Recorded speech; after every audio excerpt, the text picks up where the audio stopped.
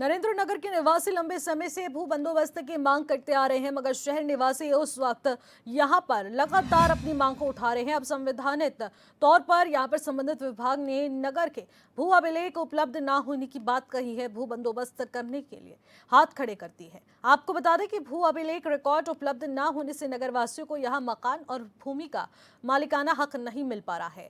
नगर में भू बंदोबस्त की कार्रवाई किए जाने की मांग को लेकर नगर वासियों ने भू बंदोबस्त संघर्ष समिति का गठन भी किया।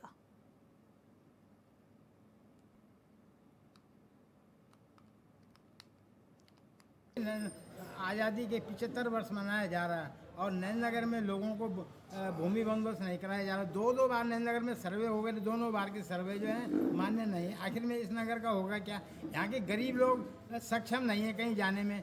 आखिर में ये बात है, इन लोगों के भूमि पट्टे रिन्यूअल क्यों नहीं हुए? 30 साल की लीज थी और 3 साल की लीज जैसे समाप्त हुई, गवर्नमेंट ने इनके पट्टे रिन्यूअल करने थे, लेकिन गवर्नमेंट कोई सुनने को तैयार नहीं। न नगर प्रशासन न जिला प्रशासन इस पर कोई कार्रवाई कर रही है। आखिर में ये बात है, कुछ लोगों ने पैसे जमा किए हैं, लेकिन जिन लोगों ने पैसे जमा किए हैं उनका भी आयकर दाखिला खारिज नहीं हुआ, पैसे जमा। तो हमारा पुरजोर मांग है कि इस नगर का बंदोबस्त किया जाए। निर्माण हुआ है, इसी संदर्भ में मुझे ये कहना है कि हम सब लोग एकत्रित होकर के शासन प्रशासन और यहाँ के जनप्रतिनिधि से विशेष अनुरोध करते हैं, जो प्रधानमंत्री भी है और हमारे प्रतिनिधि भी हैं, उनसे हमारा आग्रह है कि इस संघर्ष समिति का साथ दे करके अपने नगर के, वो भी स्थानीय नगर के मंत्री हैं, उनको इसमें स्पष्ट रूप से आगे आना चाहिए और सरकार को फोकस करना चाहिए कि इस सारी व्यवस्था को ठीक किया जाए और सबको फ्री होल्ड किया जाए। और अगर नहीं होता है तो फिर हम संघर्ष समिति करेंगे और हमारा आंदोलन जारी रहेगा। और मेरा ये भी निवेदन है कि अगर ये बंदोबस्त नहीं करते हैं तो हमको जो है, जो जहाँ पे बैठा है उसको रजिस्ट्री करेंगे।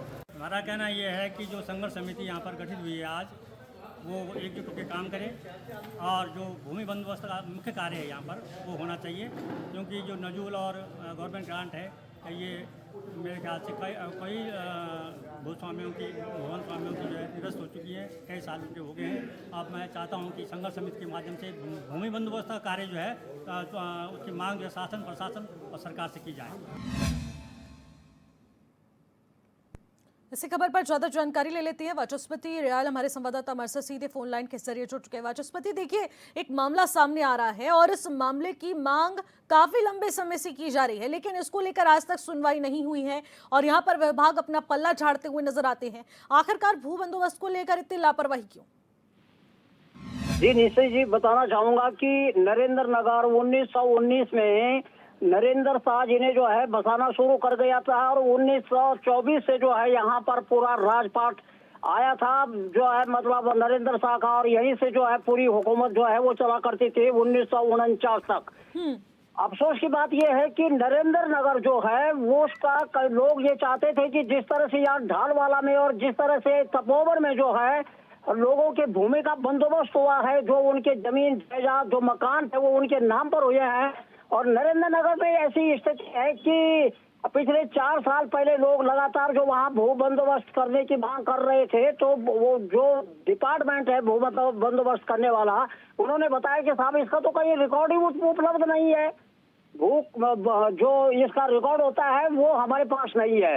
लेकिन आखिरकार क्यों वो रिकॉर्ड नहीं है? भू अभिलेखों का रिकॉर्ड होना तो बहुत ज्यादा जरूरी होता है। तो वही तो हम कह रहे हैं कि एक गांव जो छोटा सा भी होता है तो नगर है, जिसको नरेंद्र शाह ने बसाया है, उसका भूमि का रिकॉर्ड न होना अपने आप में एक बहुत बड़ी बात है। और लोग बड़े चिंतित हैं, उनकी जो अचल संपत्ति है वहाँ पर जो मकान है, जो उनकी भूमि है, वो उनके नाम जो है वो चाहते हैं कि हमारे नाम हो। तो अगर कोई किसी और को बेचना चाहे तो कैसे बेचेगा जब उसका नाम नंबर नहीं है उस मकान पर, उस भूमि पर? तो इसके लिए लोगों ने वहाँ पर कल जो है संघर्ष समिति का निर्माण किया है और संघर्ष समिति का ये भी कहना है कि प्रस्ताव हम लिखेंगे, मुख्यमंत्री को भेजेंगे और उसके साथ साथ जो हमारे विधायक है क्षेत्र के और वन मंत्री हैं सुबोध उनियाल जी, उनसे जो है बाकायदा संपर्क करेंगे और उनके नेतृत्व में जो है इस मसले को हल करवाएंगे। जी, संघर्ष समिति का गठन हो चुका है, लेकिन कोई भी अभिलेख नहीं है, नगर पालिका पल्ला झाड़ते हुए नजर आ रहा है, तो ऐसे में संघर्ष समिति से कितना फायदा पहुंचने वाला है यहाँ के लोगों को? संघर्ष समिति का कहना है कि यदि हमारी बात को माना जाता है नहीं, और अगर नहीं माना जाता है तो हम संघर्ष करेंगे, क्योंकि हमने संघर्ष समिति का निर्माण इसीलिए किया है ताकि इस मसले का जो है हल हो सके सरकार के पास जाएंगे।